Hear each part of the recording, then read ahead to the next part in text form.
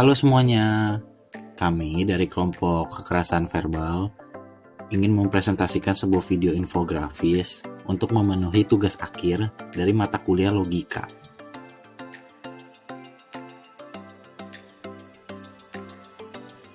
Apakah kalian tahu apa itu kekerasan verbal? Kekerasan verbal adalah sebuah penyiksaan pada seseorang dengan kekerasan fisik dan perkataan.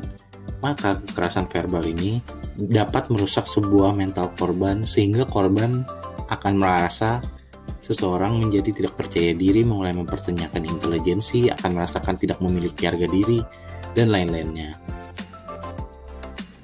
Penting bagi kita untuk mengetahui hal-hal apa saja sih yang dapat membentuk sebuah kekerasan verbal. Yang pertama itu adalah name calling.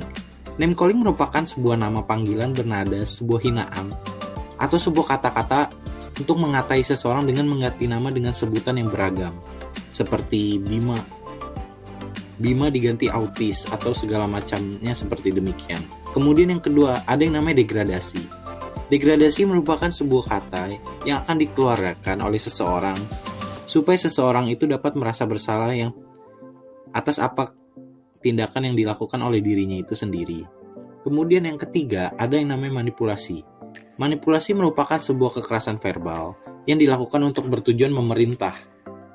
Yang keempat, menyalahkan. Menyalahkan merupakan sebuah kekerasan di mana setelah kita melakukan hal tersebut, seperti yang sudah dibahas sebelumnya mengenai kekerasan verbal, akhirnya kelompok kami mengusung sebuah judul dalam karya tulis ini, yaitu Kesadaran Mahasiswa Unpar dalam Dampak Kekerasan Verbal Terhadap Kesehatan Mental.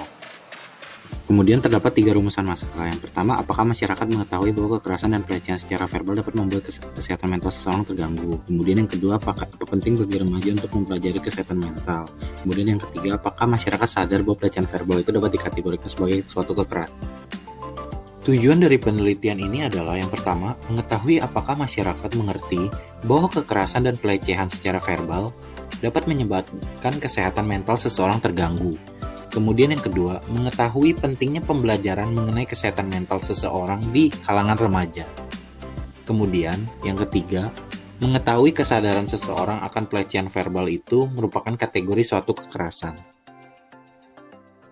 Manfaat penelitian dari yang kami teliti, dengan adanya penelitian ini, kami dapat mengetahui seberapa banyak pengetahuan yang dimiliki masyarakat tentang kekerasan verbal. Banyak dari masyarakat yang berpikir bahwa kekerasan itu hanya berupa sebuah tindakan, namun yang tidak diketahui bahwa pelecehan verbal merupakan sebuah kategori kekerasan juga.